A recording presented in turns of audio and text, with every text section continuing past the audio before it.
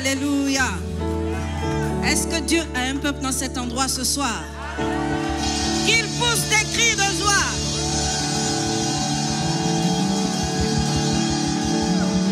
Bon.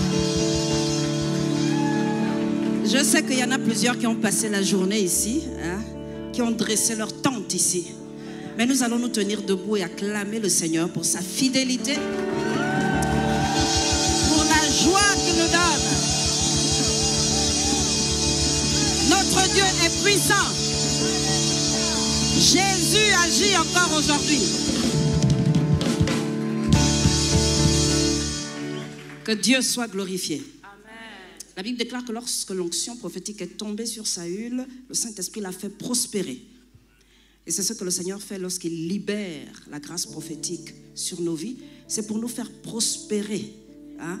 Il nous fait prospérer. Et donc vous ne recevez pas toutes ces paroles juste parce que le ciel s'est souvenu de vous, mais parce que Dieu a un agenda. Dis à ton frère, Dieu a un agenda. Dieu a un agenda. Et c'est maintenant que ça commence. Lorsque vous recevez la parole prophétique, c'est pour démarrer quelque chose. Dieu vous informe de sa volonté dans le ciel. Donc l'objectif, ce n'est pas de dire, le Seigneur a dit que moi je vais aller dans la politique, le Seigneur fait de moi le plus grand de tous les médecins, etc. Non. L'objectif, c'est que l'on puisse s'asseoir pour construire maintenant une tour. Dis à ton frère, nous allons bâtir une tour. Vous savez, depuis longtemps, on a fait des recensements, on vous prépare des choses. Hein? Nous allons bâtir une tour. Pas comme ceux de Babel. Hein? Ce n'est pas la même chose. Hein? Pas du tout. Dieu est en train de faire quelque chose d'extraordinaire durant cette conférence. Et il nous fait du bien. Alléluia. C'est pourquoi je vous encourage vraiment à partager le lien. Vous avez les statuts pour montrer ce que vous avez mangé le midi parfois et tout, ou vos vacances, vos projets.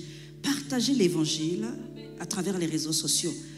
Vous savez, parfois quelqu'un clique sur votre statut et il se rend compte qu'il y a une conférence et il est béni. Partagez le lien. Partagez le lien. Bénissez quelqu'un. Bénissez une famille. Bénissez un couple qui est peut-être au bord du divorce. Bénissez quelqu'un. Ne restez pas là, indifférent. Et puis quand on demande de partager, vous êtes là. Vous attendez la suite. Vous regardez le voisin en train de partager. Le Seigneur veut bénir quelqu'un ce soir et nous devons être des instruments de bénédiction. Amen, amen. Alors ce soir, je m'en vais vous introduire l'orateur que le Seigneur s'est choisi pour cette plénière. La Bible nous enseigne que comme les armes dans la main du guerrier, ainsi sont les fils, hein, comme des flèches, ainsi sont les fils. Lorsque nous formons, lorsque nous engendrons, c'est pour relâcher des fils. Et nous en avons relâché un qui était 10 ans avec nous ici. C'était mon pasteur adjoint, hein, je vous signale. Hein. Il portait la charge avec moi directement. C'était mon pasteur adjoint. Et quelques temps plus tard, le temps est arrivé où le Seigneur nous a demandé de le relâcher. Et aujourd'hui, il gère la mission au niveau du Gabon et il fait un travail extraordinaire. J'aimerais vraiment que nous puissions avec joie accueillir le docteur Victor Boumono des églises cibles Gabon. Que le Seigneur puisse encore nous faire du bien ce soir à travers sa vie. Pousse un cri de joie.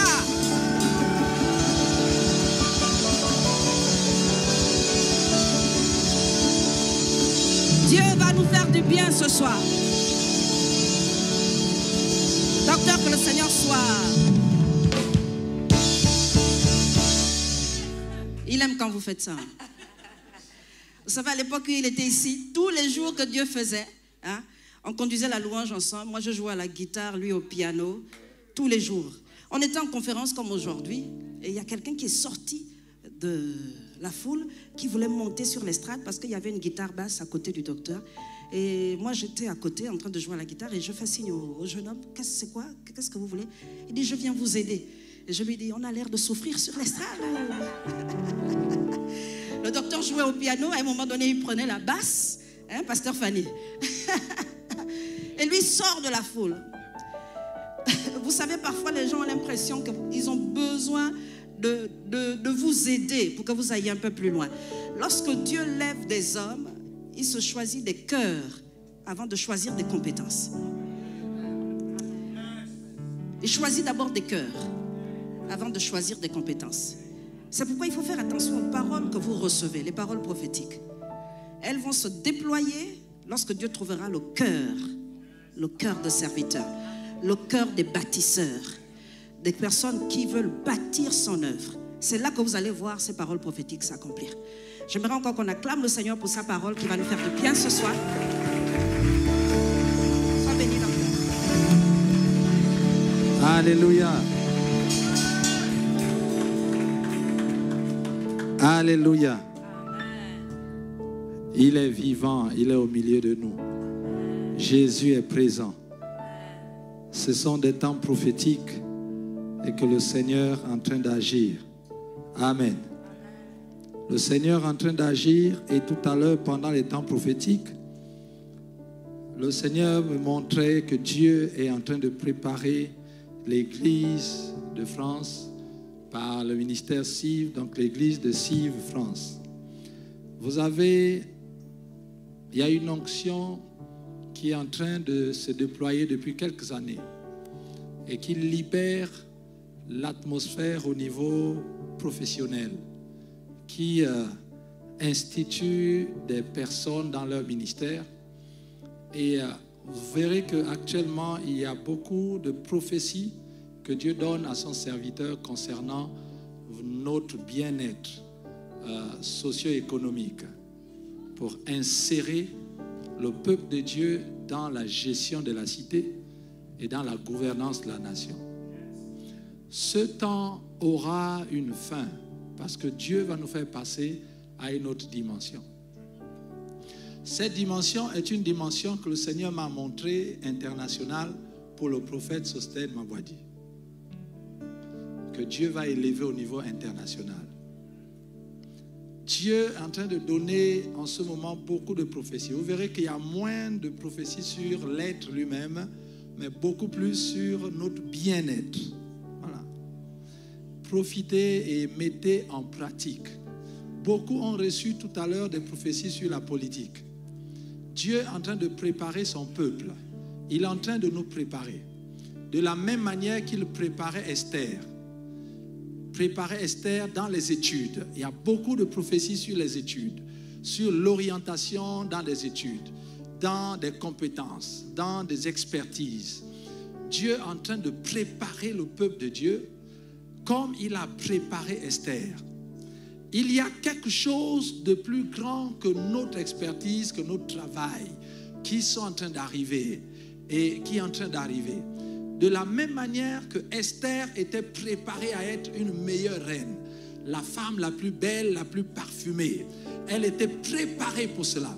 Physiquement, elle était préparée pour être la gagnante, mais spirituellement, elle était préparée pour autre chose. Dieu l'avait élevée parce qu'il y avait un complot qui était prévu pour exterminer le peuple d'Israël. Et ce complot s'est fait lorsque le diable a entendu Dieu, l'ange, parler à Daniel et lui dire que ton peuple va repartir et lui donner la suite des temps. Le diable s'est dit, la seule manière pour moi d'arrêter le plan de Dieu, c'est de tuer tout le peuple d'Israël. Et le complot a été fait. En fait, Esther ne savait pas qu'elle faisait partie d'un plan qui dépassait sa simple beauté et le fait d'être une reine et de bénéficier de toute la royauté des Perses et des Mèdes. C'était au-delà. Et Dieu n'avait pas révélé ni à Esther ni à Mardoché le rôle qu'il préparait pour Esther. Elle n'était pas au courant, elle ne voyait que le physique. De la même manière que nous ne voyons que notre travail, notre expertise, comment Dieu est en train de faire et de montrer en ce moment. Dieu m'a parlé et j'ai compris ce soir, pendant que le prophète est en train de prophétiser, l'Esprit de Dieu m'a dit qu'il donne 10 ans à l'Église de France. Il y a une préparation qui se fait. Il y a un Aman qui va se lever pour détruire complètement l'Église et arrêter l'œuvre, arrêter le sacerdoce et arrêter le sacrifice dans le temple. Une persécution va arriver dans ce pays dans un délai de 10 ans.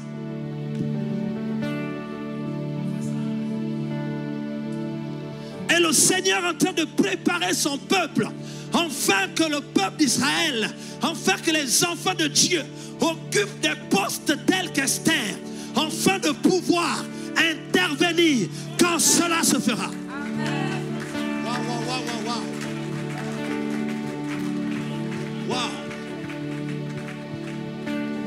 Voilà pourquoi il y a une grâce en ce moment.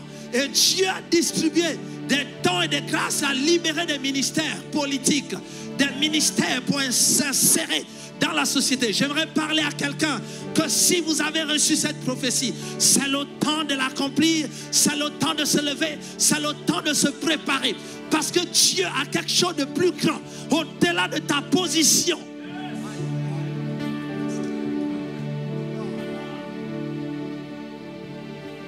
Dieu prépare cette église parce que lorsque la persécution viendra, beaucoup vont abandonner le Seigneur dans ce pays. Et beaucoup d'églises vont s'éteindre, vont être effacées dans ce pays. Parce que le diable a décidé d'arrêter le sacrifice. Que tous ceux qui adorent le Dieu vivant seront persécutés d'une manière à ce que s'ils n'ont personne, s'ils n'ont pas d'Esther dans les sphères de décision, s'ils n'ont pas de Mardoché dans les sphères de décision, ils auront du mal à se lever. Voilà pourquoi Dieu vous prépare et Dieu nous prépare en ce moment. Ne regardez pas seulement vos diplômes, votre expertise ou le bien-être que cela va vous procurer. Dieu a quelque chose de plus grand que ton bien-être, que ce que tu vas faire. Voilà pourquoi il passe le temps à donner des prophéties. Non, le prophète il ne veut pas seulement que nous soyons. Non, il n'est pas là seulement pour notre bien-être. Non, ne confondons pas les choses. Ce qui se passe en ce moment, ce n'est pas seulement pour faire en sorte que les chrétiens soient bien, qu'ils vivent bien. Non, ce n'est pas ça. Dieu est en train de nous préparer et de vous préparer à la bataille à venir qui arrive dans le monde et qui va passer par ce pays.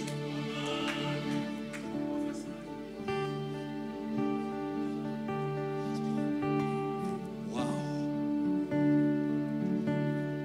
L'Esprit de Dieu. L'Esprit de Dieu est ici.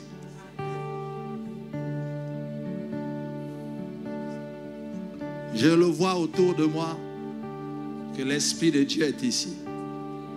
Que l'atmosphère change maintenant.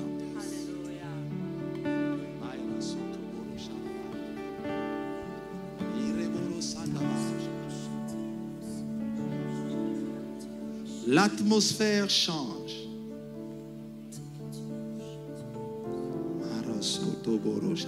Tu peux rester debout. Cette soirée est une soirée de prière. Dieu va libérer la grâce. L'onction du Saint-Esprit va agir. Que tu le crois ou que tu ne le crois pas, que tu le penses ou pas, l'amour de Dieu va se déployer en ce moment. L'amour de Dieu va se déployer et il va guérir, il va restaurer. À cause de son nom.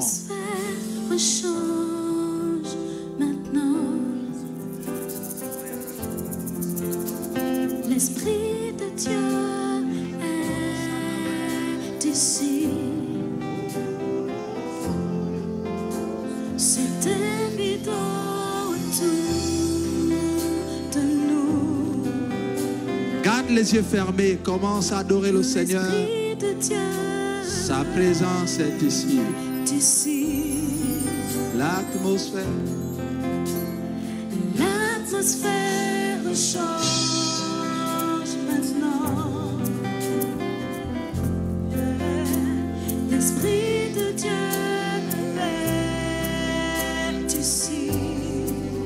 Oh, c'est évident autour de nous. Oh, que l'Esprit de Dieu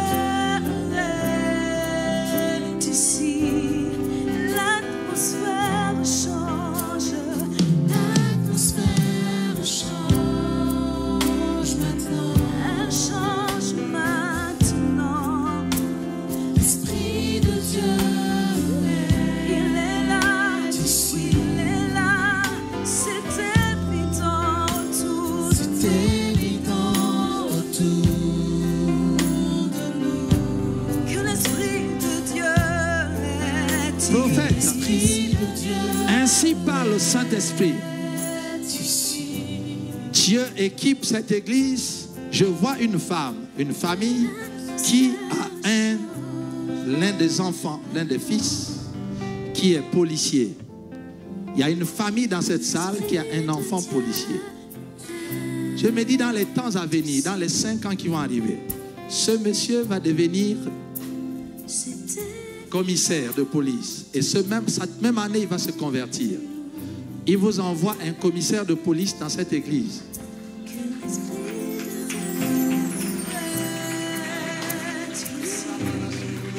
L'atmosphère change. L'atmosphère change maintenant. L'Esprit de Dieu est ici. L'Esprit de Dieu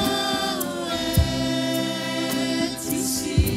C'est évident autour de nous. C'est évident autour de nous. Que l'Esprit de Dieu est ici.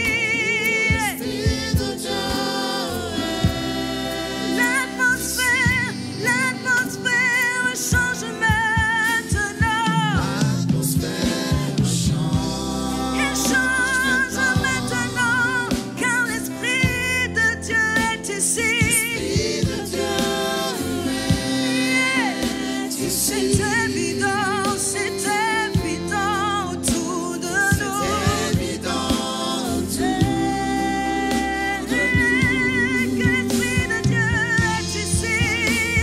Esprit de Dieu.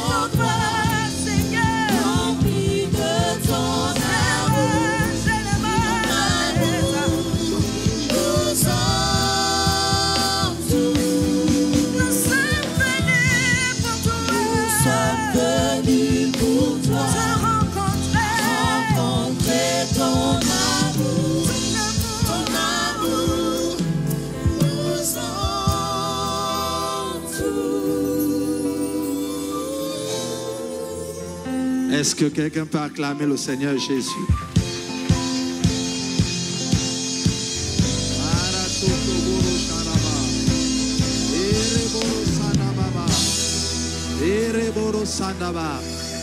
Alléluia, merci le chant, que Dieu vous bénisse. Nous lisons dans le livre d'Ézéchiel, le chapitre 37. Nous nous préparons à prier parce qu'il y a une forte onction prophétique dans ces lieux. Et Dieu va parler. Dis à ton voisin, prépare-toi à recevoir de Dieu. L'Esprit de Dieu est ici. Et l'atmosphère change. Ézéchiel chapitre 37, il est écrit au premier verset jusqu'au verset 12. La main de l'Éternel fut sur moi, et l'Éternel me transporta en esprit et me déposa dans le milieu d'une vallée remplie d'ossements. La main de l'Éternel fut sur moi. L'action de Dieu commence par la main de l'Éternel. Lorsque quelqu'un prêche l'Évangile, il prêche par la main de l'Éternel, qui est l'Esprit de Dieu, qui est l'approbation de Dieu, qui est l'onction de Dieu. Nous croyons ce soir que ce programme a été fait, a été organisé, a été orchestré par la main de l'Éternel. La main de l'Éternel est sur nous, est sur tous ceux qui interviennent pour apporter la prophétie et la parole prophétique, pour libérer les destinées. La main de l'Éternel fut sur moi. Au moment où je parle, je vois comment l'Esprit me transporte en Guyane. Je vois quelqu'un qui a une visitation politique, qui a un ministère politique, à qui on a prophétisé tout à l'heure. Et je vois un monsieur qui est né d'un mélange de noir et un métis avec un Indien. Je vois une peau qui ressemble un peu à un Indien mélangée à la peau noire. Et ce monsieur est grand de taille, il a des cheveux blancs. C'est un homme politique de leur zone. L'Esprit de Dieu me demande à cette personne qu'on a parlé sur sa vie tout à l'heure, sur la Guyane. Si elle est là, elle doit se rapprocher de ce monsieur parce que ce monsieur va l'aider à l'intégration politique. Parce qu'il cherche quelqu'un pour faire le relais, parce qu'il est déjà vieux et il veut laisser la place. Je vois ce monsieur à la mairie, je le vois dans vraiment le service local de la ville. Je vois ce monsieur et ce monsieur va vous aider à rentrer dans la politique et à exceller dans votre domaine.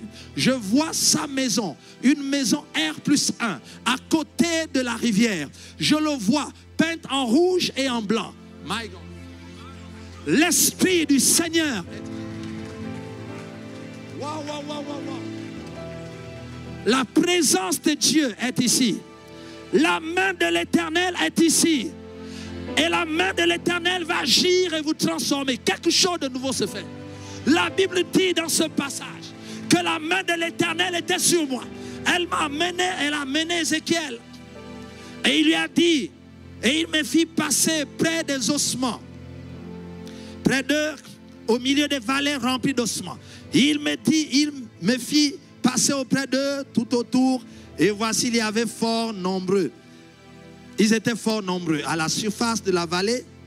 Et ils étaient complètement secs. Il me dit, fils de l'homme, ces eaux pourront-ils revivre? Je répondis, Seigneur éternel, tu le sais.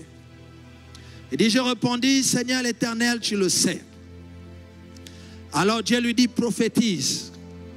Il lui dit, prophétise. Aujourd'hui, nous avons la réponse à cette question.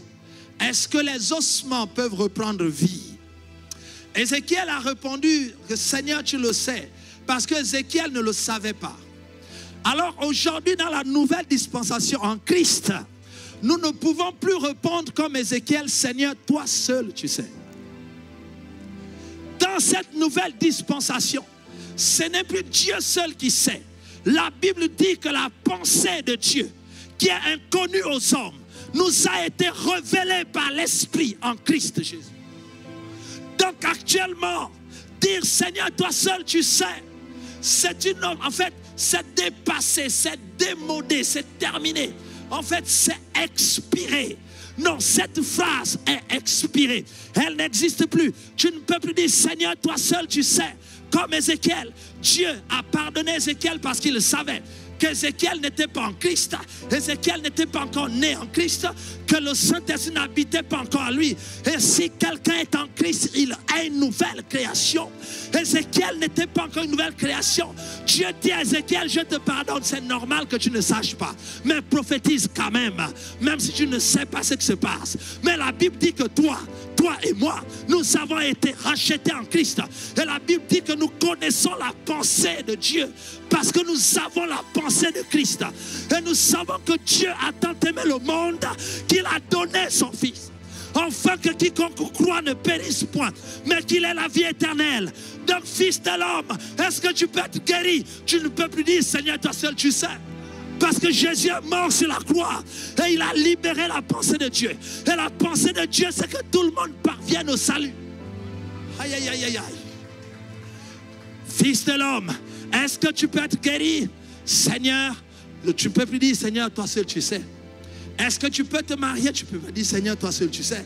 Est-ce que la maladie peut partir? Seigneur, toi seul tu sais. Non. Cela paraît comme étant de la spiritualité, de copier Ézéchiel. Mais ce n'est pas de la spiritualité. Parce que la Bible dit que Jean-Baptiste était plus grand que tous les prophètes. Plus grand qu'Ézéchiel. Mais la Bible dit que celui qui est né en Christ, qui a accepté Jésus, est plus grand que Jean-Baptiste, qui lui est plus grand qu'Ézéchiel. Donc je ne peux plus me rabaisser au niveau d'Ézéchiel et dire Seigneur, toi seul tu sais. Non, c'est un non-sens dans la vie spirituelle aujourd'hui.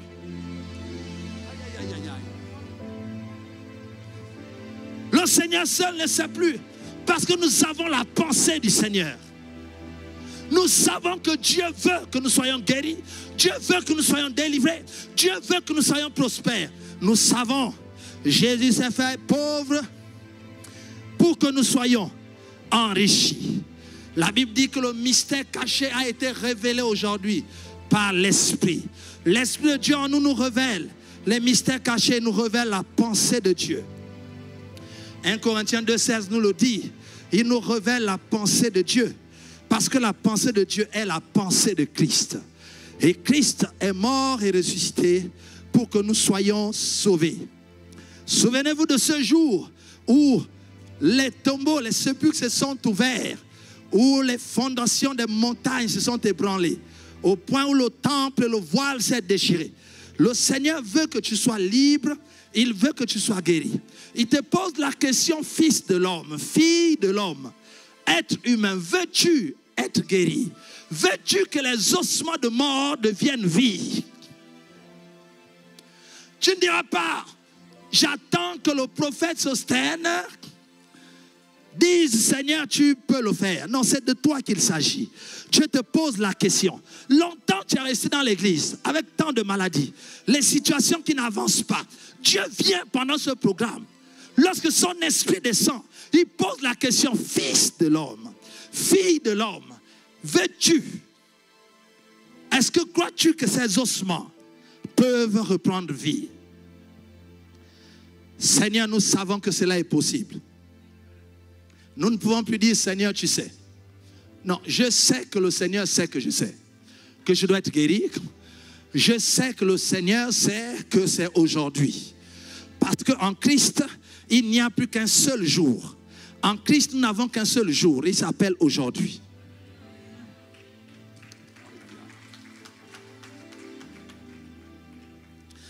Alors aujourd'hui, quelque chose va se passer. Il dit, alors prophétise. Prophétise sur ces eaux, verset 4, et dis-leur, ossements desséchés, écoutez la parole de l'Éternel. Il dit prophétise. Et ici, c'est traduit par le verbe naba. Donc, qui vient de nabi, ça veut dire parle sous l'inspiration de l'Esprit de Dieu. Prophétise ici, ce n'est pas seulement voir. Oh, je vois dans l'esprit. Non. Ici, c'est nabad, c'est-à-dire parle sous inspiration. Alors, si tu es rempli de Saint-Esprit, parle sur inspiration. Parle à la situation qui t'attache, la situation qui t'empêche d'avancer. Parle à cette situation. Mais sous l'inspiration du Saint-Esprit. Voilà pourquoi nous parlons de Parakletos. Lorsque nous parlons sous l'inspiration du Saint-Esprit, nous prophétisons sur nos vies. Et quelque chose se passe. Alléluia. Il dit alors prophétise et dis-leur, ossements desséchés, écoutez la parole de l'Éternel. Pourquoi Dieu parle aux ossements desséchés? Parce que Dieu lui-même a entendu un cri, une prière un jour. C'est au verset 11.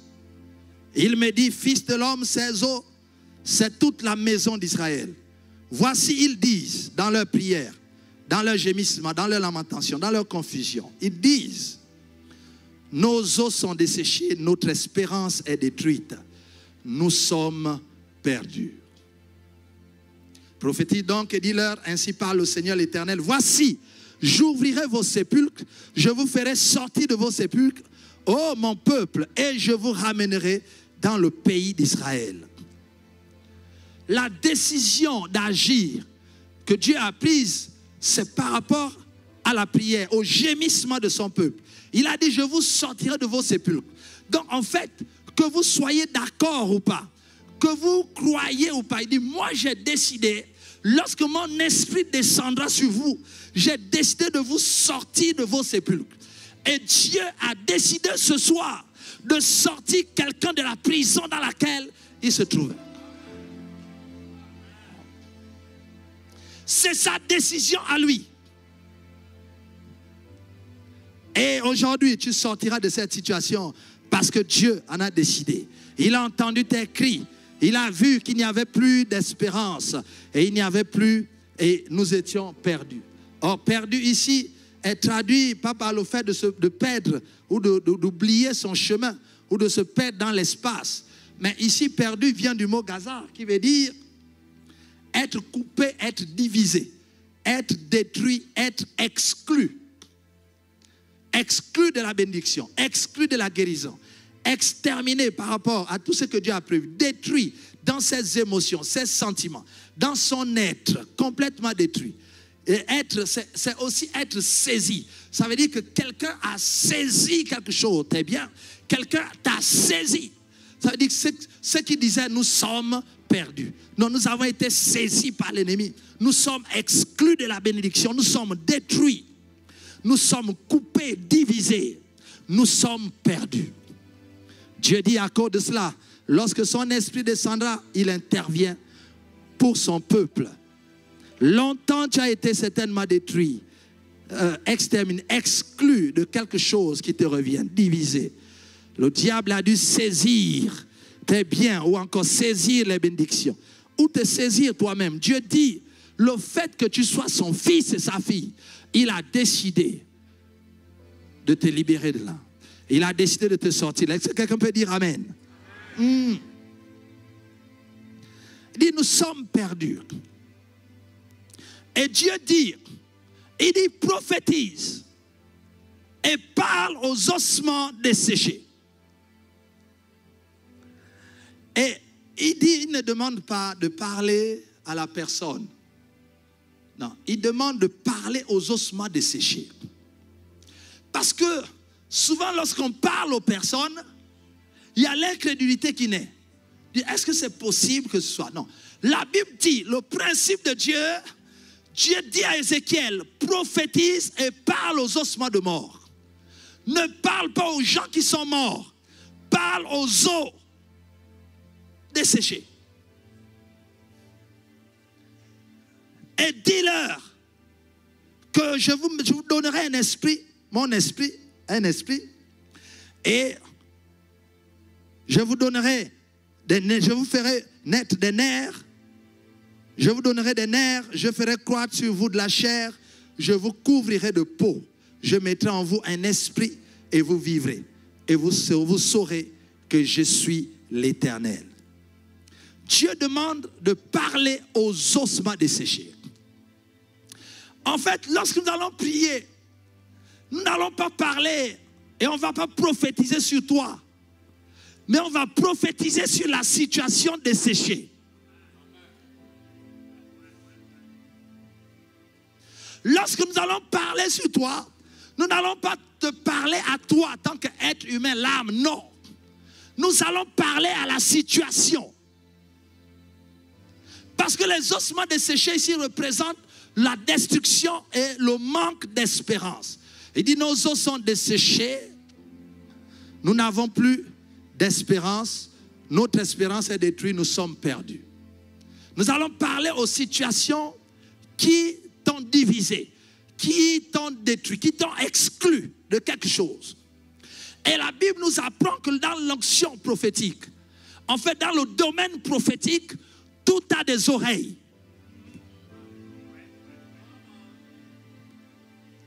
Lorsqu'on rentre dans le règne du prophétique, tout a des oreilles, tout écoute. Ça veut dire que ta maladie peut entendre la prophétie. La malédiction qui a sur ta vie entend la prophétie.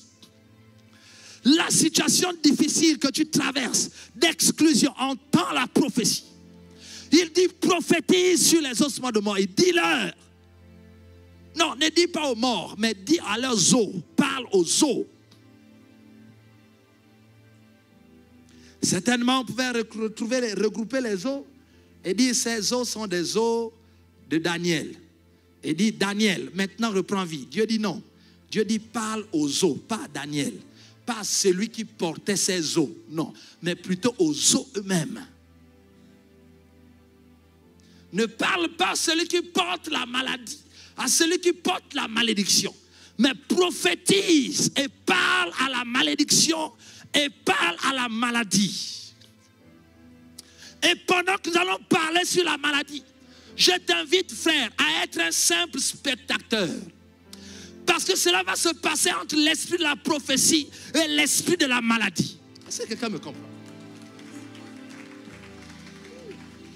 Wow! Cela va se passer entre l'esprit de la prophétie et la malédiction familiale.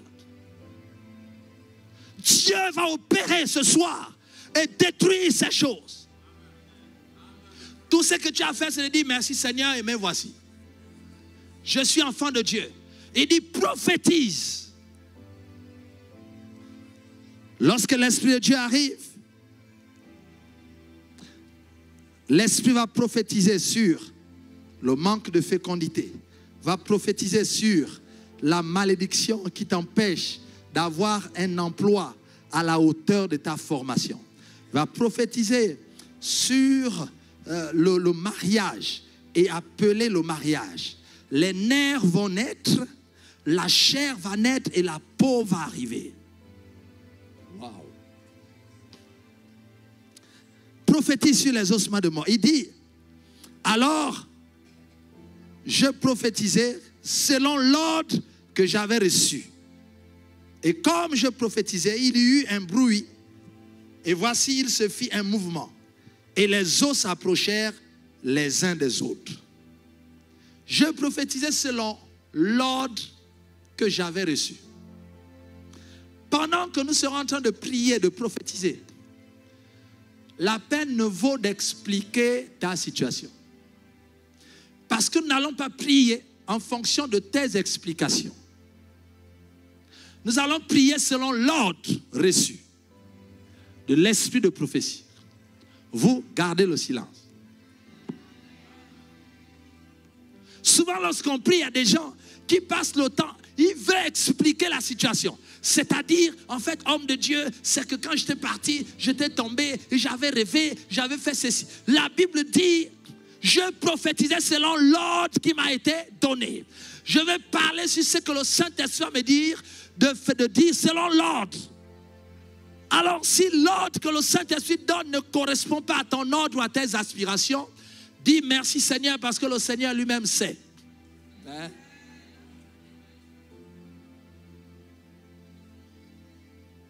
Dieu sait le fond. Vous savez, parfois nous avons plusieurs problèmes, plusieurs difficultés. Mais il y a un problème qui est central. Donc, lorsqu'on le touche, cela fait un effet domino sur tout le reste. Donc, il y a parfois les gens veulent la guérison, mais le problème central, c'est le manque de pardon. Et Dieu sait que si vous pardonnez, alors la guérison viendra promptement. En fait, Dieu vous a exaucé par rapport à la guérison, mais sauf que le manque de pardon bloque l'arrivée de la bénédiction. Donc, quand l'esprit de prophétie arrive, il pointe le doigt sur le fond, le problème de fond. Et c'est là où les gens ratent la bénédiction. Ils pensent, oui, je me suis levé pour la prière, pour ceux qui ont mal au dos. Le pasteur a prié pour moi, il a parlé du manque de pardon. Mais en fait, ton dos jusqu'à présent n'est pas guéri à cause du manque de pardon. Donc, si tu pardonnes, tu verras que la guérison de dos, tu avais été guéri il y a peut-être 2 ou 3 années en arrière dans cette église. Parce que beaucoup d'hommes de Dieu, des pasteurs, ont déjà prié pour ce même dos. Et Dieu a exaucé. Sauf que le manque de pardon empêche la guérison de s'installer. Et quand l'esprit de prophétie arrive, il va toucher le manque de pardon. Ne te dis pas que Dieu n'a pas vu mon problème. Ou bien non, Dieu a vu. Sauf que l'esprit de prophétie parle directement aux ossements. Il ne te parle pas à toi, mais aux ossements. Il parle à la situation.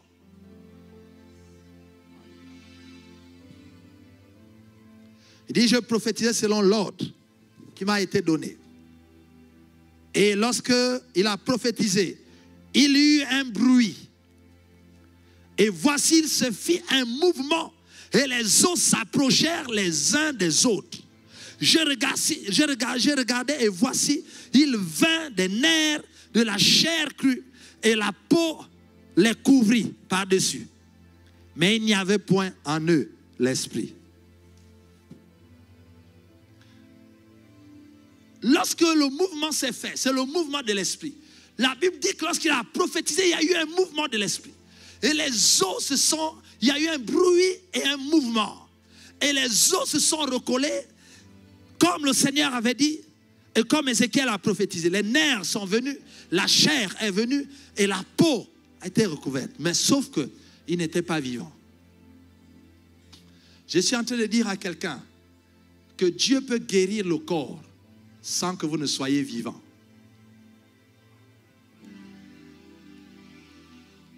Et je suis en train de dire à quelqu'un aujourd'hui que la guérison dans ton corps, le toucher dans le corps humain, n'est pas synonyme de vie spirituelle.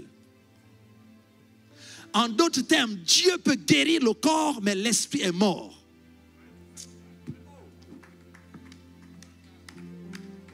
La Bible dit, je prophétisais. Et il y eut quoi? Un bruit. Le bruit de quoi? Le bruit de la puissance de Dieu. Et il y eut un mouvement.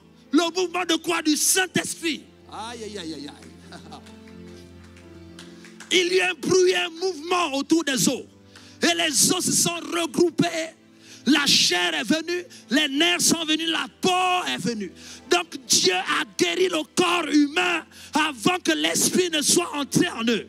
Je suis en train de dire à quelqu'un que Dieu ne guérit pas que les chrétiens. Il guérit aussi les païens, même ceux qui ne sont pas convertis. Mais tant que vous avez un corps humain, et si ce corps est malade, le mouvement de l'esprit, la prophétie, peut apporter la guérison dans votre vie.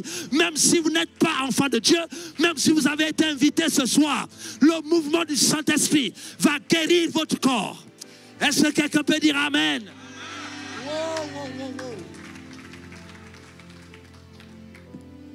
La guérison divine n'est pas l'exclusivité des chrétiens. Lorsque le mouvement de l'esprit descend, il guérit toute chair. Et tout ossement desséché reçoit la chair, reçoit les nerfs et reçoit la peau. Parce qu'en réalité, Dieu n'a pas besoin ni des nerfs, ni de la chair, ni de la peau. Dieu agit dans l'esprit. C'est nous qui avons besoin de ces éléments pour vivre.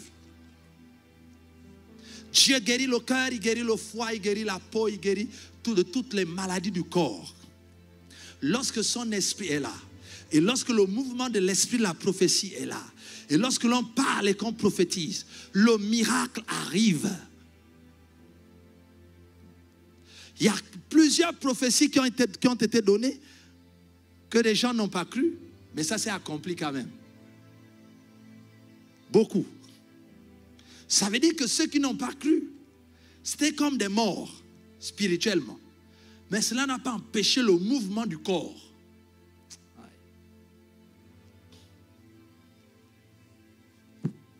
Ce soir, par rapport à ton corps, à ta maladie, je ne te demande pas d'être un super chrétien. Je te demande juste de faire confiance en Dieu et de laisser Dieu parler aux cellules de ton corps qui sont malades. Laissez l'esprit parler. Parce que cette maladie a des oreilles. Cette tumeur a des oreilles. Et ces oreilles entendent la voix prophétique. Cela n'entend pas toutes les voix. Non. La voix de l'Esprit de Dieu. Lorsque Dieu demande de parler sur la situation, la maladie entend et les situations entendent. Je ne sais pas pourquoi je parle de maladie, mais il y a beaucoup de maladies ce soir qui vont partir du corps parce qu'elles vont entendre la voix de l'Esprit de Dieu. Si vous ne vous convertissez pas après au Seigneur, ce sera un cadeau pour vous que Dieu vous a donné et un témoignage qui montre que Dieu est vivant. Mais dans tous les cas, vous serez guéris. Est-ce que quelqu'un peut acclamer le Seigneur?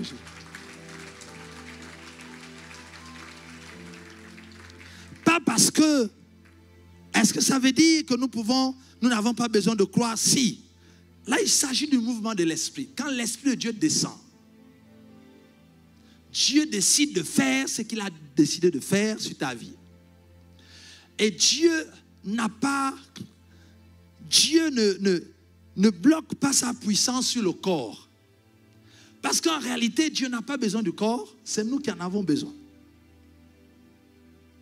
Donc, que tu sois pécheur ou pas pécheur, Dieu peut guérir le corps. Et il bénit les gens. Vous verrez que Dieu bénit, il permet même aux athées, ceux qui sont athées, d'être bénis. Ça ne dérange pas Dieu de bénir les êtres humains. Parce que Dieu a tant aimé le monde. Il a tant aimé le monde. Et Dieu nous a aimés, nous n'étions même pas conscients qu'il y ait un Dieu qui existe. Donc, l'amour de Dieu et la manifestation de Dieu pour notre bien-être est liée à son amour pour nous et non à nos prouesses spirituelles. Il y a des gens que Dieu délivre des accidents. Il n'est pas chrétien, il sort de la boîte de nuit, il est complètement ivre. Ben, il monte dans un véhicule, il fait tonneau, ben, le Seigneur met la main, il est sauvé. Il n'a pas prié. Parce que Dieu a tant aimé le monde. Par son amour, quelqu'un qui aime n'aimerait pas voir les personnes souffrir ou les personnes mourir. Donc, lorsque nous aimons quelqu'un, nous aimerions que la personne vive longtemps. Et c'est pareil pour Dieu. Voilà pourquoi les sorciers vivent longtemps, les athées vivent longtemps, les satanistes vivent longtemps, parce que Dieu veut tellement les sauver qu'il leur donne le temps sur la terre pour se repentir. Mais les hommes saints qui marchent avec, ils ne vivent pas trop longtemps. Dès que Enoch a fait 300 ans, on l'a enlevé. Il dit que non. Parce que Dieu chérit les hommes saints. Vous allez voir que les pécheurs la vivent longtemps. Vous pouvez prier pour qu'ils meurent. Ils ne meurent pas. Parce que Dieu a tant aimé le monde. C'est peine perdue de prier contre les sorciers pour qu'ils meurent. Il ne mourra pas. Parce que Dieu donne plus de temps pour qu'ils se repentent et qu'ils témoignent de Dieu. Parce que je vous assure que le témoignage d'un sorcier repenti va amener plus d'âmes au Seigneur que notre témoignage qui est un témoignage un peu quelconque. Bon, j'étais à la maison, bon, j'ai été touché, j'ai été invité à l'église et on a prié, j'ai été touché et j'ai donné ma vie à Jésus. Bon, c'est un témoignage commun. Hein. Dans la masse des chrétiens, ça s'est passé un peu comme ça. Donc, si on programme une soirée de témoignage et qu'on invite les gens à venir écouter ton témoignage, ou tu étais chez toi à la maison et puis on t'a invité à l'église, et à l'église, on a prié pour toi et tu as donné ta vie à Jésus. Je suis sûr que beaucoup de personnes sur Bordeaux ne viendraient pas. Parce qu'elles-mêmes ont vécu la même chose. Mais Dieu veut sauver les satanistes parce que c'est extraordinaire.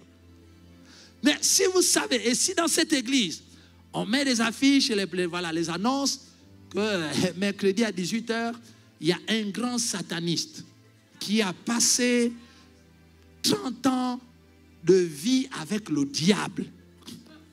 Il a vu le diable en personne. Et il a donné sa vie à Jésus. Voilà, il a tenté le pasteur, le prophète Sostène, et il a tenté le pasteur Nina, et il a vu la puissance de Dieu. Et il est venu se repentir. Venez nombreux entendre le témoignage de ce que Dieu fait.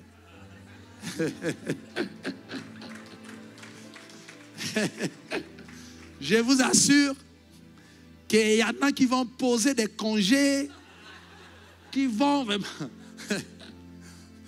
Parce que c'est un témoignage c'est important, parce que c'est extraordinaire. Et par là, Dieu va sauver plusieurs personnes. Alors, si vous priez pour que tout ce monde-là meure, Dieu va utiliser qui alors? Il a besoin de ces témoignages, il veut les sauver. Alléluia.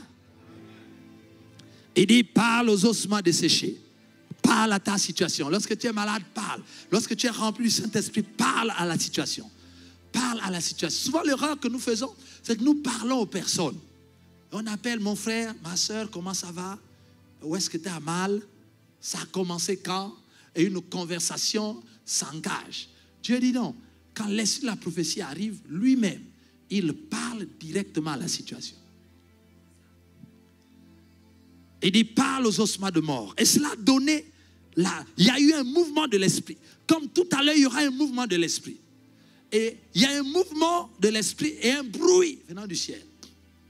Et ce mouvement peut faire tomber les gens. sous la puissance de l'esprit et te mettre les nerfs, la chair, le corps, remettre la vie dans ton corps mortel. Dieu peut remettre la vie là-dedans. Mais en fait, ce n'est pas parce qu'il y a eu un mouvement et que vous vous êtes retrouvé au sol que forcément vous êtes spirituellement vivant.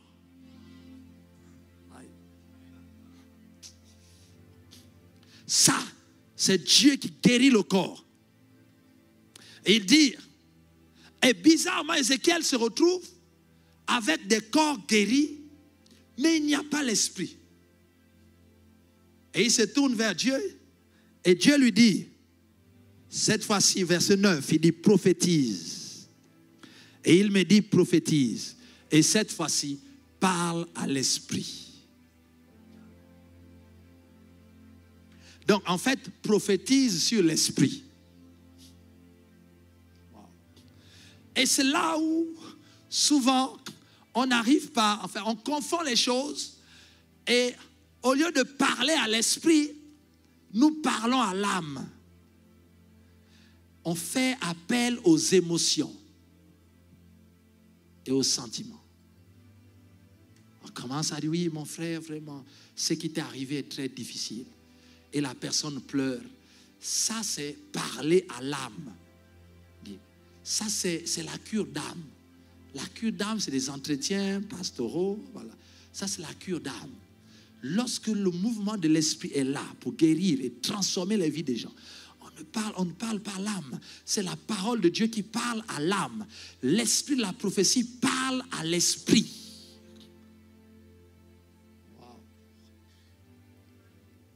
Il dit prophétise et parle cette fois-ci à l'esprit. Et qu'est-ce qu'il faut dire à l'esprit? Prophétise, fils de l'homme, et dis à l'esprit, ainsi parle le Seigneur l'Éternel. L'esprit vient des 4 vents et souffle sur ses morts et qu'ils revivent. Waouh! Il dit prophétise sur l'esprit et parle à l'esprit. Et dis à l'esprit que l'esprit des 4 vents arrive sur toi. Wow. Et lorsqu'on regarde ce passage, souvent les gens ont pensé que Dieu demandait à Ézéchiel d'appeler le Saint-Esprit et de prophétiser sur le Saint-Esprit. Ézéchiel ne peut pas prophétiser sur le Saint-Esprit. Et souvent nous pensons qu'Ézéchiel est en train d'appeler le Saint-Esprit, parle au Saint-Esprit. Ézéchiel ne parle pas au Saint-Esprit. Regardez bien votre Bible, vous verrez que la prophétie qui est adressée à l'Esprit, il s'agit de esprit avec petit e, e minuscule. Il dit prophétise sur l'Esprit et parle à l'Esprit. Quel esprit? L'esprit de ces hommes qui étaient morts. Donc pendant qu'ils étaient morts et qu'ils étaient desséchés, leurs esprits étaient là. Aïe, aïe, aïe. Les ossements sont desséchés, mais leurs esprits étaient morts, desséchés. Mais leurs esprits étaient toujours dans la même vallée. Ah, wow. L'esprit était là. Et Dieu parle sur les ossements. Et après il dit, parle maintenant sur l'esprit de la personne. Pas l'esprit de Dieu, l'esprit de la personne. Wow, wow. Prophétise sur l'esprit de la personne. En fait, ce n'est pas parce que les ossements sont desséchés. La vie physique est détruite. On a l'impression que le diable a pris le dessus sur vous et que la vie devient difficile. Ça, ce sont les ossements desséchés. Ce n'est pas parce que les ossements sont desséchés, la vie semble difficile autour de vous, que votre esprit n'est pas vivant.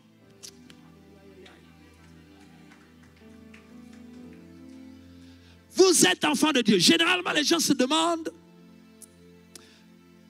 ils pensent que comme leur vie physique a des difficultés, ils doutent de leur vie spirituelle.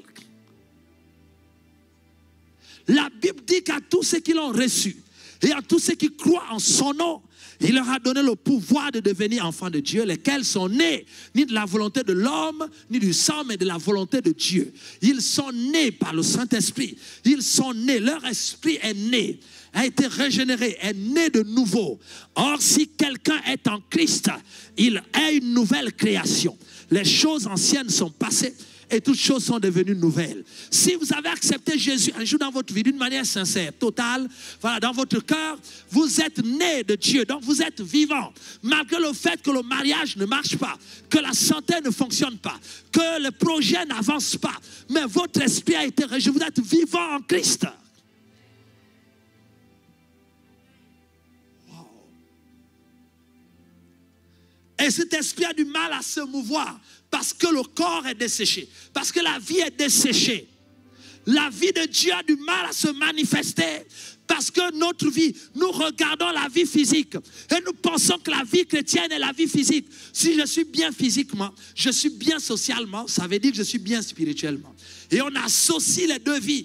Et ce qui fait que l'esprit vivant, l'esprit qui a été régénéré a du mal à travailler, a du mal à agir, a du mal à se connecter à Dieu. Parce que nous sommes vraiment complètement détruits au niveau émotionnel, au niveau sentimental, au niveau professionnel, au niveau ceci. Et nous sommes détruits. Et la vie de Dieu prend du recul. Pendant que ces ossements étaient desséchés et que les gens ils se plaignaient qu'ils sont perdus. Or, leur esprit était vivant et il attendait. C'est l'histoire de Jacob. Jacob, le diable lui montre l'épreuve. Il lui envoie la tunique multicolore de son fils, Joseph. Ils mettent le sang et ils déchirent à la manière des lions et des félins. Ils ont déchiré. Ils envoient, et le diable, à travers les enfants de Jacob, ils disent à Jacob, reconnais si c'est ton fils. Ils ne disent pas que ton fils est mort, parce qu'ils savent qu'il n'est pas mort. Mais ils disent, reconnais si c'est le vêtement de ton fils. Donc le diable fait de la suggestion. Et il amène l'être humain lui-même à conclure sa propre mort. Le diable sait qu'il ne peut pas te tuer. Tu es né en Christ. Pour que la mort te touche, il faut que toi-même tu arrives à déclarer que tu es mort.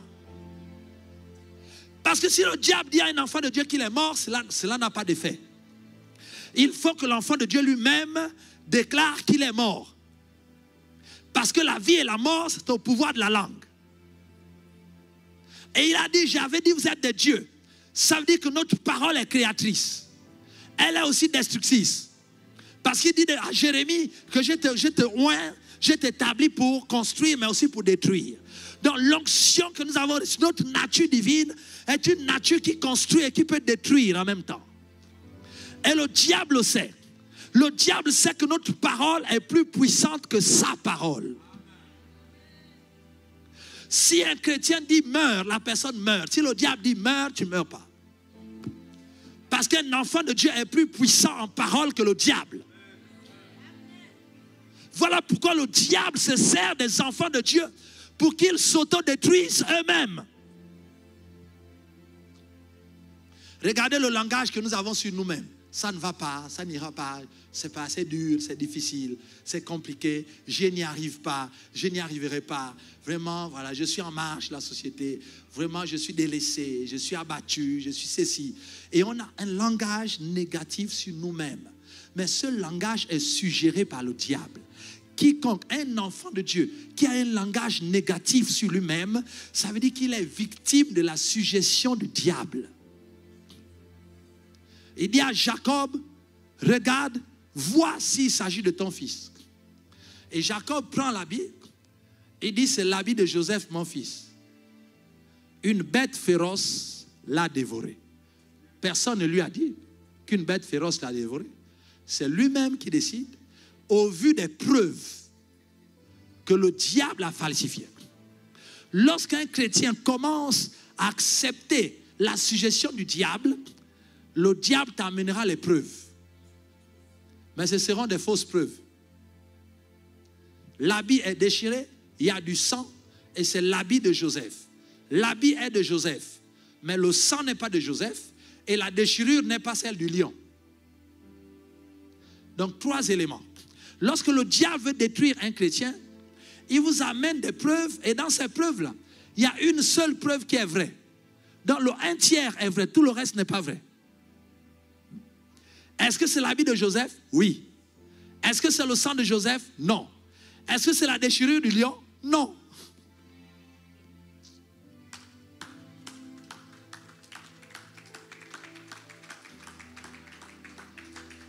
Waouh. Et lorsque tu vas, nous allons dans des hôpitaux, vous faites des examens, on vous donne des résultats. Est-ce que ce sont tes examens? Oui. Est-ce que c'est ton sang qui a été prélevé pour traiter? Oui. Mais est-ce que les résultats qui sont là-dessus sont les tiens? Ah, je ne suis pas sûr. Non. Parce que la Bible dit que le sang de Jésus nous a purifiés.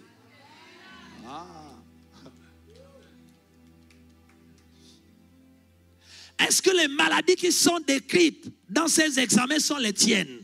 Non. Est-ce que le sang qui a été analysé est le tien? Oui.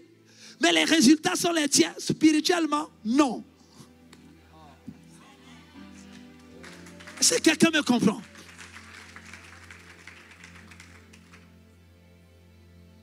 Dis, je refuse ça. Je refuse. Et je le sais, quand j'arrive à l'hôpital, je dis toujours au médecin que je suis attaqué par la maladie. Je ne suis pas malade. Je suis attaqué par la fièvre. Je suis attaqué par les douleurs au ventre. Je suis attaqué. En fait, en réalité, moi-même, je ne suis pas malade. Parce qu'en Christ, je ne suis pas malade. Étant enfant de Dieu, je ne peux pas proclamer de ma bouche que je suis malade. Je ne suis pas malade parce que Jésus m'a guéri. La Bible dit que par ses maîtrises, vous avez été guéri. Je ne peux pas accepter que je suis malade. Non, cela ne sortira pas de ma bouche que je suis malade. Non, je suis attaqué par la maladie que Satan a envoyée.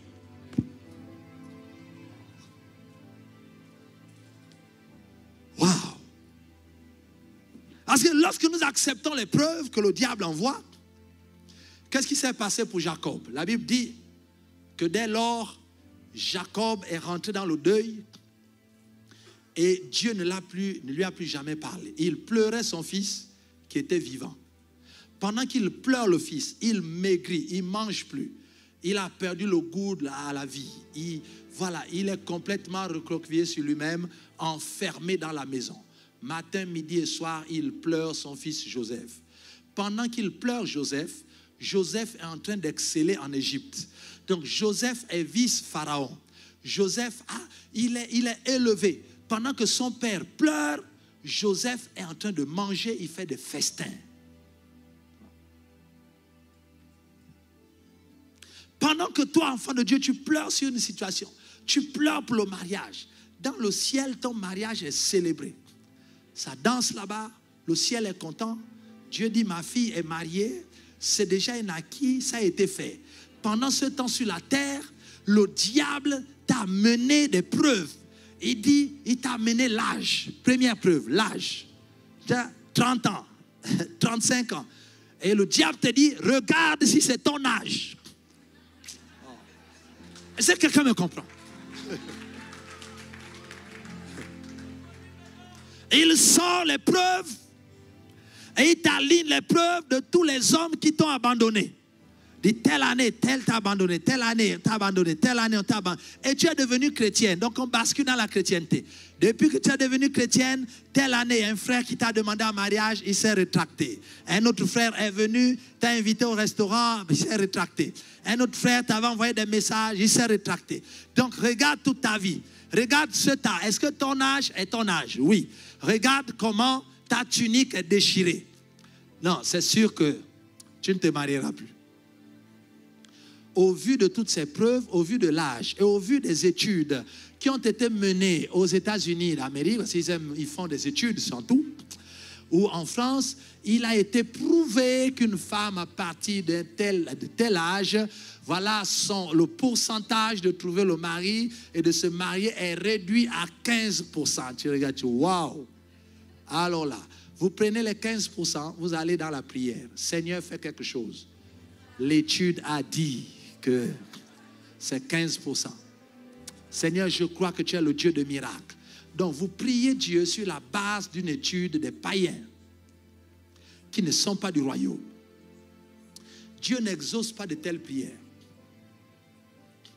Aussi longtemps que Jacob est resté pleurant son fils, la Bible dit que Dieu ne l'a plus jamais parlé. Vous lirez cette histoire, vous verrez que lorsque les enfants d'Israël, les mêmes, c'est-à-dire que les mêmes enfants qui ont dit à Jacob que regarde si ton fils est bien vivant ou mort, ce sont les mêmes que Dieu renvoie sur le même Jacob.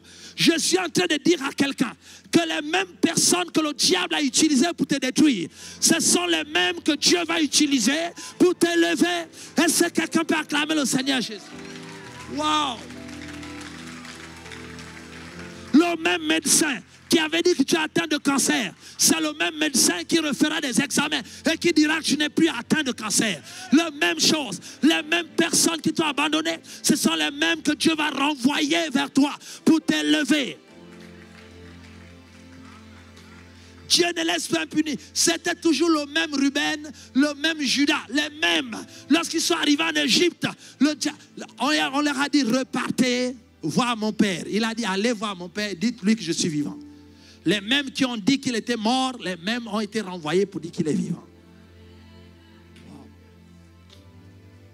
Lorsqu'il arrive et qu'il est vivant, la Bible dit que dès que Jacob a entendu que son fils Joseph était vivant en Égypte, la Bible dit que son esprit se ranima. Wow. Donc son esprit était comme mort, était en stand-by, était mis sur pause. Pendant toutes les années que Jacob vivait émotionnellement. Tous ceux qui vivent une vie chrétienne émotionnelle, une vie chrétienne dans l'âme, en fait, vous mettez votre esprit en mode pause.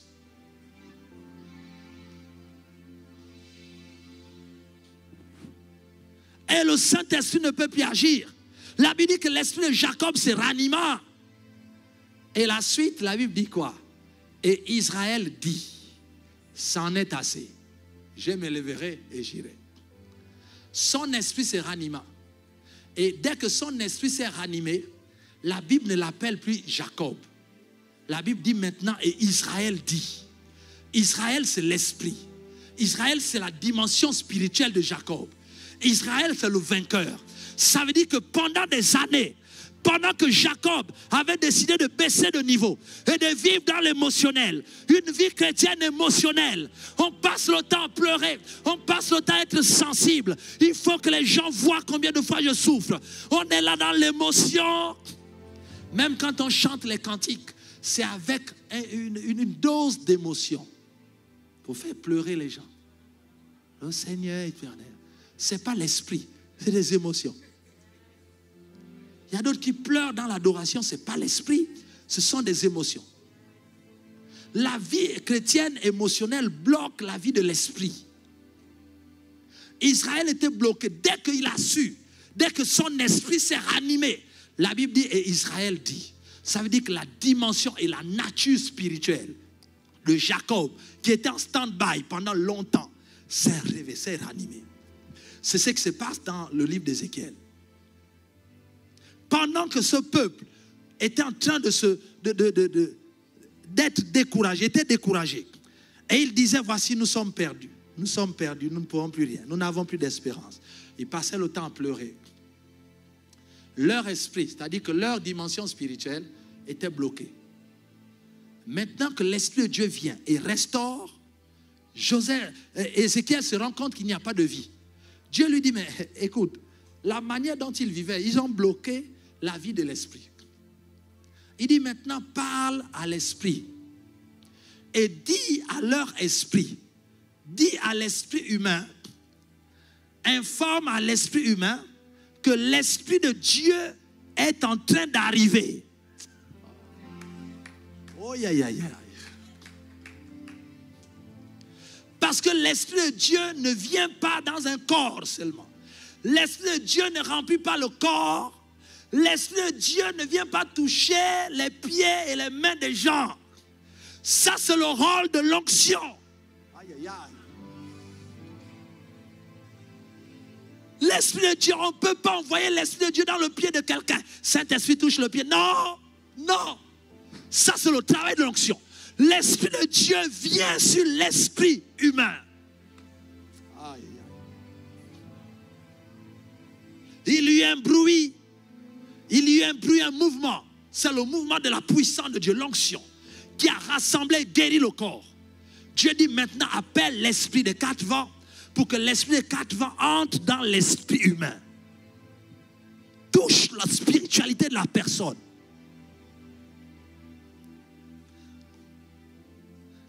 Et la Bible dit qu'il prophétisait l'esprit vint, l'esprit des quatre vents. Pourquoi il appelle l'esprit des quatre vents? L'esprit des quatre vents. Parce que l'esprit de un monde, vous pouvez être guéri dans votre corps, mais il manque la vie. C'est-à-dire que le diable peut bloquer autre chose qui n'est plus dans votre corps. Mais l'esprit des quatre vents est un esprit, est le Saint-Esprit qui vient différemment. Pourquoi on parle des quatre vents? Parce que l'esprit des quatre vents, c'est-à-dire le nord, le sud, l'est, l'ouest. Et vous verrez dans l'Apocalypse qu'il y a des anges qui ont retenu les vents, les quatre vents. Hein? L'esprit des quatre vents, c'est pour dire qu'au-delà du corps humain que Dieu a guéri, il va restaurer votre environnement sur 360 degrés. L'environnement est totalement restauré. Et cet environnement est restauré par le mouvement, cette fois-ci l'arrivée du Saint-Esprit. Voilà pourquoi nous parlons du Paraklétos. Lorsque l'Esprit de Dieu arrive, il rentre en nous, il agit en nous, mais il purifie et il transforme notre environnement. Donc nous marchons en fait avec un rayon autour de nous où le Saint-Esprit agit. Nous marchons avec une zone tampon autour de nous qui est remplie de la puissance de Dieu, remplie de grâce, de la présence de Dieu. Parce que le Saint-Esprit est descendu dans ton esprit. Lorsque l'Esprit de Dieu descend dans l'esprit du chrétien, alors s'établit un environnement nouveau autour de nous. L'esprit de quatre vents commence à agir. Et dans cette dimension-là, vous n'avez plus besoin de savoir que le diable vous attaque. Parce qu'autour de vous, le Saint-Esprit a déjà balisé le terrain. Il y a une zone tampon, une zone purifiée autour de vous. Et partout où vous avancez, devant, derrière, à gauche, à droite, vous êtes protégés.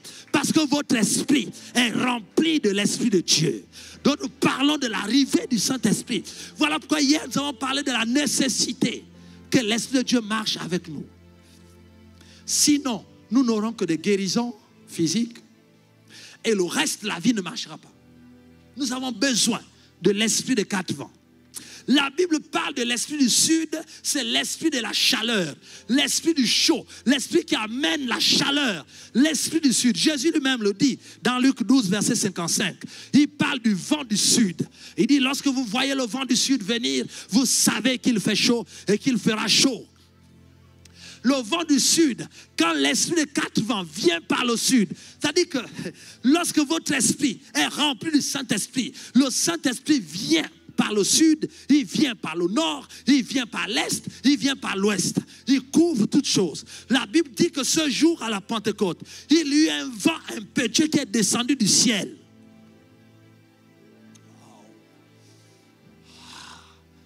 Quand l'Esprit descend, il descend dans toutes les dimensions. Au nord, au sud, à l'est et à l'ouest. Lorsqu'on est baptisé du Saint-Esprit, rempli du Saint-Esprit, en fait, l'Esprit descend sur nous en venant du sud, du nord, de l'est et de l'ouest. Il couvre tout l'être humain. Il nous couvre totalement. L'Esprit du sud, quand il vient par le sud, il apporte la chaleur. Il apporte la chaleur, le feu, afin de brûler tout ce que le diable a fait. Tout ce que le diable a sémé est consumé par l'Esprit de Dieu. L'Esprit de Dieu qui vient par le vent du sud, qui apporte le feu et la chaleur dans ta vie et qui consume tout ce que le diable a fait. Donc le fait d'être guéri du corps n'est pas suffisant. Il faut que l'Esprit de Dieu entre dans ton esprit, afin que le vent du sud souffle et consume même à ton insu tout ce que le diable est en train de faire. Aïe, aïe, aïe. Waouh! Ces gens de personnes, ils n'ont que des témoignages. Les sorciers se lèvent pour te confesser. Ils disent, nous t'avons attaqué la fois dernière. Il dit, ah bon? Il n'a même pas su qu'il a été attaqué. Parce que le vent du sud souffle sur lui. L'Esprit de Dieu souffle sur lui. Tout ce que le diable envoie est consumé. La Bible parle de l'Esprit du Nord. C'est l'Esprit qui enfante la pluie. L'Esprit de la bénédiction. Ça veut dire que lorsque le Saint-Esprit guérit, il te guérit ce soir, mais il ne veut pas seulement te guérir, il veut garantir ta bénédiction, la pluie sur ta vie. Voilà pourquoi il faut qu'au-delà de ton corps qui va être guéri, il faut que ton esprit soit ouvert et que tu crois en Jésus pour que le Saint-Esprit rentre en toi, afin que la bénédiction du nord descende sur toi. La pluie qui vient du nord. Wow. Proverbe chapitre 25, verset 23 nous dit que le vent du nord enfante la pluie. Or, la pluie est la bénédiction. Et lorsque Dieu s'est révélé à Ézéchiel, la Bible dit qu'un nuage est venu avant l'arrivée du trône de Dieu. Et ce nuage venait du nord, était soufflé par le vent du nord. La révélation de Dieu qu'il a donnée à Ézéchiel, elle est venue du nord. Le vent du nord, c'est un vent qui apporte le vent de l'Esprit. Quand l'Esprit de Dieu vient par le nord, il apporte la pluie, la bénédiction et la révélation de Dieu. La puissance de cela vient du Saint-Esprit. Lorsqu'il descend sur toi, la Bible nous dit que le vent de l'Est ou le vent de l'Orient, pendant que le peuple d'Israël était bloqué à la mer Rouge, et que l'armée de Pharaon les menaçait, que les sorciers les menaçaient, que le diable les menaçait. La Bible dit que toute la nuit, Dieu fit souffler le vent de l'Orient. Et le vent de l'Orient sépara les eaux en deux. Or, la mer représente les hommes. La mer représente les peuples. La mer représente la société. Lorsque vous lisez dans la Bible, dans l'Apocalypse, vous verrez qu'un dragon sort de la mer. Et l'ange explique que la mer, ce sont des peuples. La mer, ce sont des pays, ce sont des États. C'est l'organisation des hommes sur la terre. En fait, la mer, c'est le monde sans Dieu.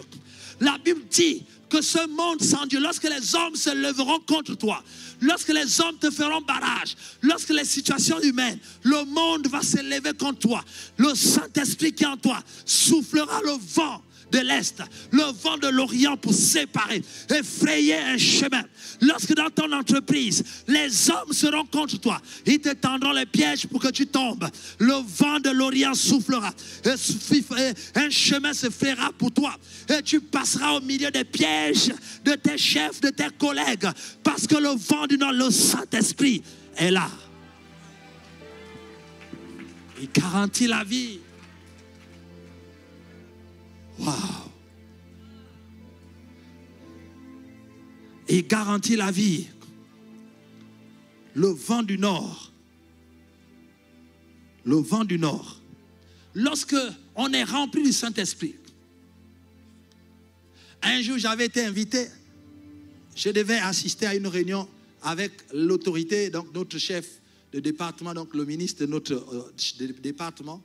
Et on m'a averti quelques heures avant qu'il fallait aller représenter ma direction et il devait recevoir des hautes personnalités venant de l'étranger, donc il fallait juste aller représenter. Je dis, ok, donc je vais dans la salle de réunion, de conférence. L'Esprit de Dieu me dit non, ce n'est pas seulement une simple représentation. Prépare quelque chose, fais une présentation. Donc en 5 minutes, je prépare quelque chose. Je prépare et je me dis, bon, les gens qu'ils reçoivent, c'est telle entité. Donc, certainement, il faudra faire au moins un bilan de tout ce qui est fait avec cette entité depuis quelques années. Donc, j'ai fait un bilan rapide et j'ai présenté au responsable, au directeur de cabinet. Je dis, voilà, en fait, j'ai eu une idée, là, ce serait bien quand même que vous sachiez ce qui s'est déjà fait avec cet organisme, etc. Voilà, voilà. Donc, j'ai expliqué, j'ai fait une présentation rapide. Il m'a dit, oui, mais c'est ça. Allez, allons chez le ministre. Allons. Il faut que tu lui expliques lui-même. Et même voilà, j'étais arrivé pour une réunion quelconque. C'était juste de là, être un simple figurant pour dire telle direction, vous êtes là, oui, nous sommes là. Je me retrouve au cœur de la chose, mais voilà, je rentre. En 5 minutes, j'ai préparé quelque chose. Moi, je ne me suis même pas très sûr parce que je l'ai fait à la volée comme ça. Je me dis non, il faut aller expliquer à l'autorité. Ah bon, oui, ok, allons-y. Donc j'arrive, j'explique. Et on me dit non, mais ils sont déjà arrivés. Donc, Monsieur Mouno, vous avez 2 minutes. Dites-moi de quoi il s'agit. On va rentrer en réunion. Donc j'explique, voilà, il y a telle chose, telle chose, telle chose. Et je donne, ok, on y va. Et heureusement, lorsqu'on arrive en réunion, toutes les questions que l'organisme avait posées à notre autorité, ce sont les réponses que je lui avais données 5 minutes avant.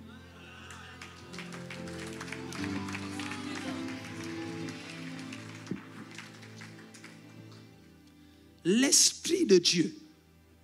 C'est-à-dire que même lorsqu'on vous tend des pièges, même lorsque vous êtes dans une position, en fait, délicate, si vous êtes rempli du Saint-Esprit, Dieu trouvera toujours une solution. Il fera un chemin. Parce que l'onction du Saint-Esprit, quand le Saint-Esprit habite ton esprit, il souffle un vent qui sépare la mer. Il n'y a aucune situation humaine qui te bloquera. Les hommes pourront faire des pièges, mais ils ne t'arrêteront jamais. Parce que l'Esprit de Dieu souffle un vent qui sépare la mer. La mer est séparée. Les peuples sont séparés. Les gens qui sont contre toi sont séparés. Ceux qui te font des coups dans la famille sont séparés.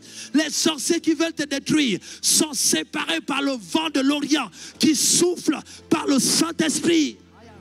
Aïe, aïe, aïe. Hey. Un enfant de Dieu rempli du Saint-Esprit ne peut pas être coincé. Tu ne peux pas. C'est pas possible. Jésus n'a jamais été coincé par aucune question. Ce n'est pas nous qui allons être bloqués par une question. C'est impossible. En fait, Dieu veut ce soir que tu sois béni, que tu sois guéri. Mais ce qui importe, c'est que Dieu a à cœur profondément, c'est que son esprit entre dans ton esprit. Parce que c'est là la solution finale.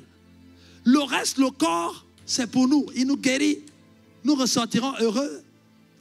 Mais il veut que l'Esprit de Dieu entre en nous, que nous soyons différents. Que nous soyons différents. Waouh!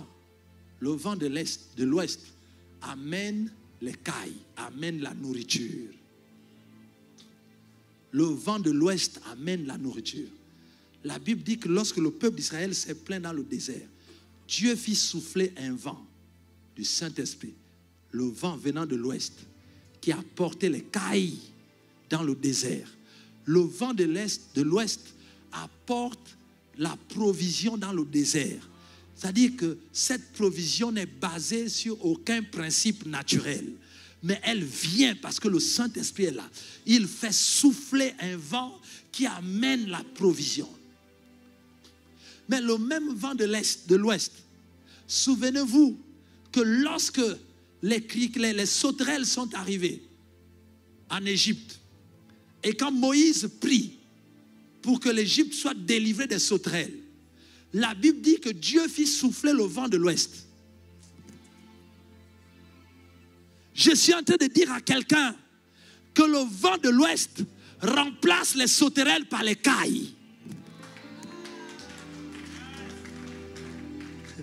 Lorsque le monde t'envoie des sauterelles, des bénédictions style sauterelles, des petites choses pour qui viennent pour détruire, grignoter ta vie, Dieu est celui qui transforme ces sauterelles en cailles. Le vent de l'Ouest souffle et il enlève les sauterelles et il te remplace par des cailles. Donc la vraie nourriture. Les sauterelles ont pour effet de détruire vraiment les aliments de l'être humain.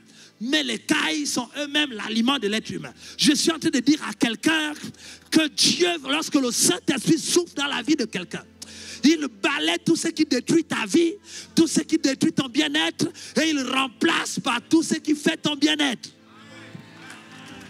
Wow. Voilà pourquoi nous avons besoin du Saint-Esprit. Voilà pourquoi nous avons besoin d'être remplis du Saint-Esprit. En fait, être guéri, être béni physiquement, ce n'est qu'une première étape. Mais nous avons besoin d'être remplis du Saint-Esprit. Si tu ne connais pas le Seigneur, que tu n'as pas accepté Jésus, sache que c'est Dieu le veut aujourd'hui, si tu peux le faire aujourd'hui, afin que l'Esprit de Dieu ne vienne pas seulement pour mettre un mouvement de guérison, un mouvement de bénédiction, mais qu'il vienne entrer dans ton esprit, afin que l'esprit de 4 vents souffle et que tu sois garanti, protégé sur 360 degrés à tous les niveaux. Que Dieu te garde, te protège. C'est ce que Dieu veut pour toi.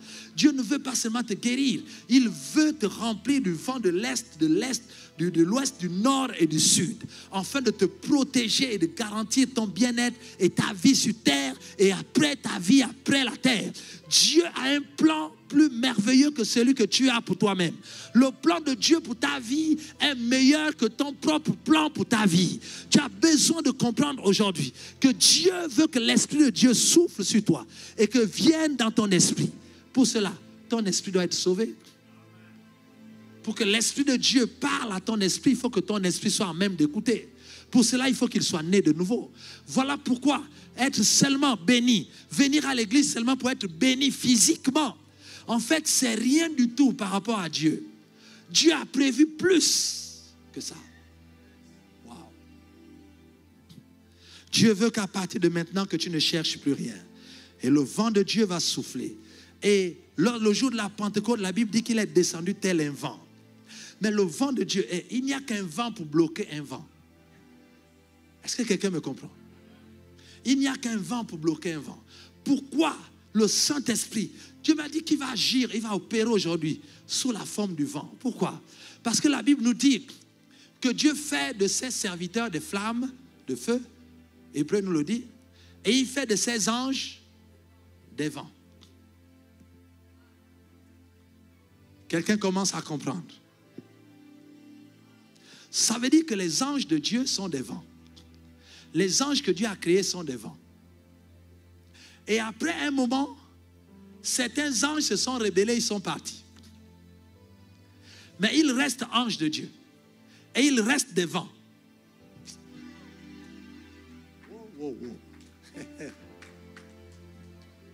Je suis en train de dire à quelqu'un que le diable est un vent. Parce que c'est un ange.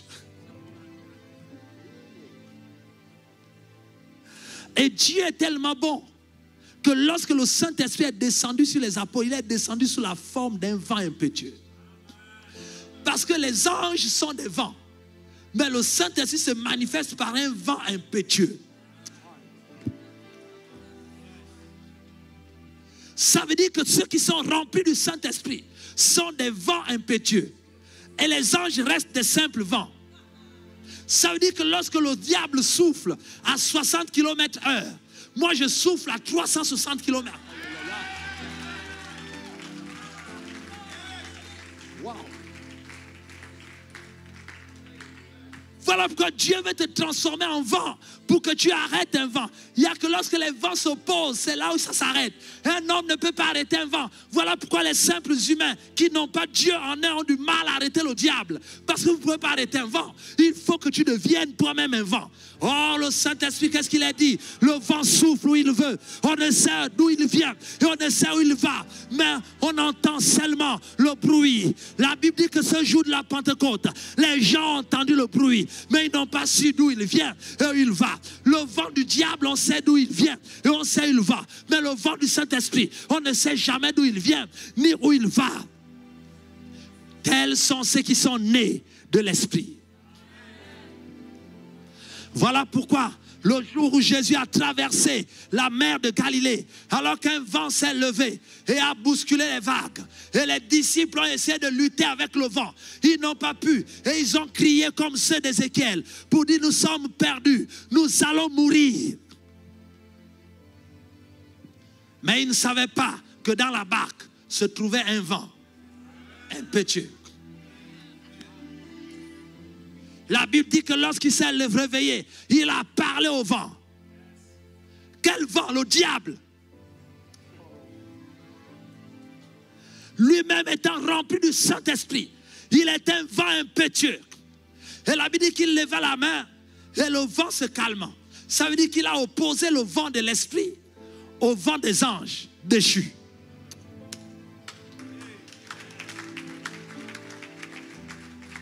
Vous avez besoin, nous avons besoin du Saint-Esprit. la présence du Saint-Esprit arrête les vents. Le mauvais vent qui souffle dans la famille, il y a comme un vent de mort qui souffle. Il y a comme un vent de destruction qui souffle. Rien ne réussit. Vous avez l'impression d'aller contre le vent. C'est difficile d'avancer dans la vie. Il y a certainement un vent qui souffle. Mais laisse-moi te dire que Dieu ne donne pas à ses enfants seulement un vent. Ce sont des anges qui sont le vent. Mais les enfants de Dieu deviennent 4 vents.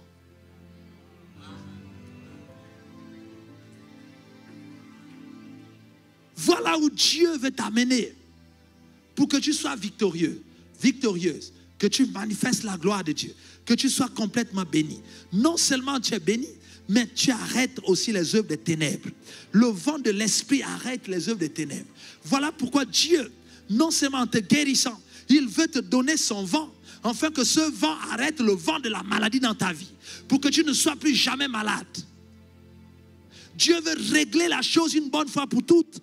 Et la solution finale de Dieu, c'est le mouvement et la vie de l'esprit. Voilà pourquoi, frère, tu as besoin de l'esprit. Tu as besoin du Saint-Esprit. Quelqu'un veut accepter le Seigneur Jésus aujourd'hui, dit seulement, Seigneur, je te reçois. Et un mouvement doit se faire et est en train de se faire. J'aimerais inviter tous ceux qui sont malades, que vous croyez en Dieu, que vous ne croyez pas en Dieu. Si vous êtes un être humain et qu'il y a une maladie en vous, Dieu dit qu'il fait souffler son vent. Il y a un mouvement de l'onction de Dieu. Afin que tu saches et que tu ne te dises plus que tu es perdu en Christ. En Dieu, tu n'es jamais perdu et tu ne seras jamais perdu. C'est pourquoi Dieu guérit aujourd'hui même et il te restaure en ce moment. Premièrement, j'aimerais prier avec tous ceux qui ont besoin de guérison. De la même manière que Dieu a mis les nerfs sur les ossements desséchés. Toute maladie liée aux nerfs, au fonctionnement nerveux, Dieu restaure aujourd'hui. Toute maladie liée à la chair, aux muscles, à tout ce qui est chair dans le corps humain, que ce soit au niveau de l'abdomen, au niveau des muscles, au niveau de tout ce qui est chair.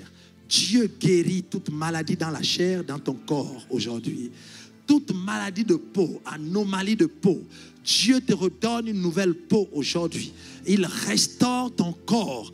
Il restaure ton corps. Le squelette, s'il y avait des ossements, des os qui sont cassés, des éléments au niveau, quel que soit le niveau, la Bible dit que les os se sont regroupés. Nous déclarons, je déclare dans le nom de Jésus, que les os se regroupent et que tout ce qui est cassé dans ton corps, tout ce qui est déboîté dans ton corps, dans les ossements, sont rétablis par le mouvement de l'Esprit de Dieu. En ce moment, au moment où je parle, j'aimerais inviter quelqu'un rapidement à venir, qu'on prie pour lui. S'il y a des maladies dans le corps physique, venez rapidement, je vois des guérisons. Il y a quelqu'un qui a une douleur au niveau de l'omoplate, j'entends le mot omoplate. L'omoplate gauche, avance et avancez rapidement.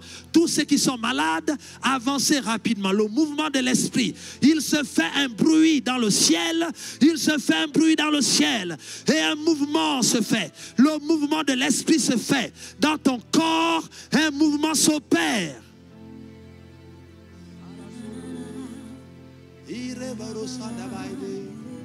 L'Esprit de Dieu, le Saint-Esprit est ici. L'Esprit de guérison, l'Esprit du mouvement. C'est lui qui a mis un mouvement dans les ossements desséchés. C'est lui qui a guéri les maladies des nerfs, qui a restauré les nerfs, qui a restauré le corps, qui a restauré les muscles, qui a restauré les organes. C'est lui qui a replacé toutes ces choses. Il crée un nouveau corps en ce jour. Il crée de nouveaux organes en ce moment, comme il a fait par la puissance du Saint-Esprit. Je déclare dans le nom de Jésus que le miracle s'opère maintenant. Dans la peau, toute maladie de peau en ce moment, Dieu restaure, il guérit par l'Esprit de Dieu. L'Esprit de Dieu. L'Esprit de Dieu. Commencez à remercier le Seigneur. Parce que Dieu vous a tant aimé qu'il vous guérit aujourd'hui. Par son esprit, nous parlons du Paraclétos, l'esprit de Dieu, le consolateur. Aujourd'hui, il vous console de toutes les douleurs que vous avez subies. Il vous console en vous guérissant, afin qu'il n'y ait plus les mêmes douleurs. Quelqu'un ne se réveillera plus en pleine nuit, bloqué par la douleur. Je vois quelqu'un qui a des douleurs atroces et qui se réveille en pleine nuit. Parfois, vous avez comme le dos qui est bloqué et ça fait très mal. Et cela, vous perdez le sommeil. Si vous êtes là, levez la main que je vous vois. L'Esprit de Dieu est en train d'agir, maintenant en train de guérir. Il guérit, il guérit, il guérit. Dans le nom de Jésus, recevez la guérison maintenant. Recevez la guérison. Restez concentrés, priez le Seigneur, remerciez-le. Parce que son esprit vous touche par son amour pour vous. L'amour de Dieu vous touche et vous guérit. Un mouvement va se faire dans vos os, dans le squelette. Il y a un mouvement qui va se faire. Je vois quelqu'un qui est en train d'avoir des douleurs en ce moment au niveau de son squelette. C'est une dame. Dieu est en train de restaurer, de toucher les os et de restaurer tout ce qui a été endommagé. Dieu guérit en ce moment dans le nom puissant de Jésus. La grâce de Dieu est en train d'agir. Je vois quelqu'un qui a des douleurs au niveau de son squelette, dans les os, mais c'est lié à un accident. Je vois un accident de voiture. Et depuis ce jour, vous avez des douleurs qui partent et qui reviennent. Si vous êtes là, le Seigneur est en train de vous guérir maintenant par la puissance de l'Esprit de Dieu.